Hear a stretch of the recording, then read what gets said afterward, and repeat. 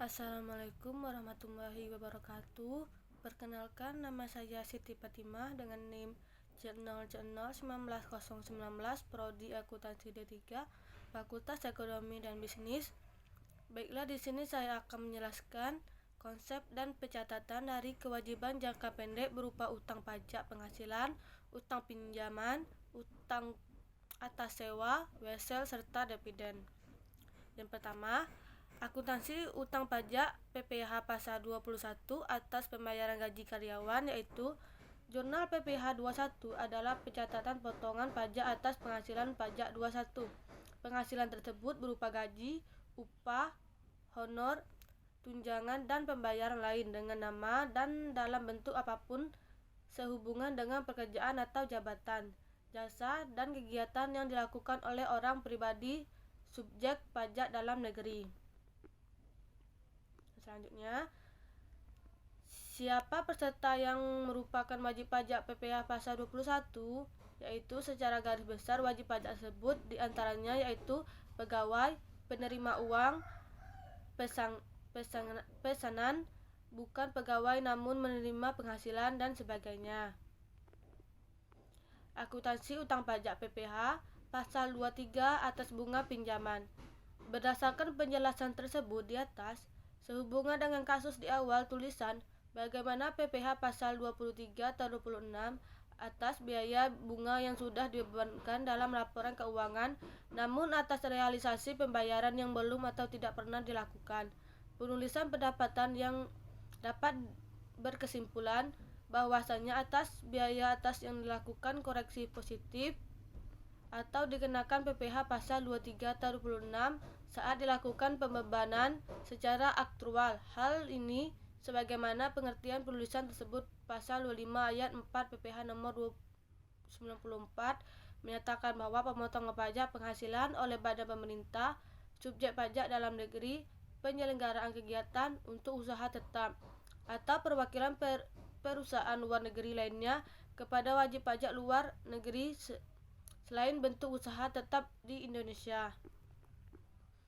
Akuntansi utang pajak PPh 23 atas sewa, yaitu menurut Undang-Undang Nomor 36 Tahun 2008 dipotong PPh pasal 23 oleh pihak yang wajib membayarkan tidak dengan tarif 15% dari jumlah bruto tidak termasuk pajak pertambahan nilai atau atas dividen, bunga termasuk premium, diskonta, dan imbalan sehubungan dengan jaminan pengembalian utang, royalti, hadiah, penghargaan, bonus, dan sejenisnya, dan tarif sebesar 2% dari jumlah bruto tidak termasuk pajak pertambahan nilai atau sewa.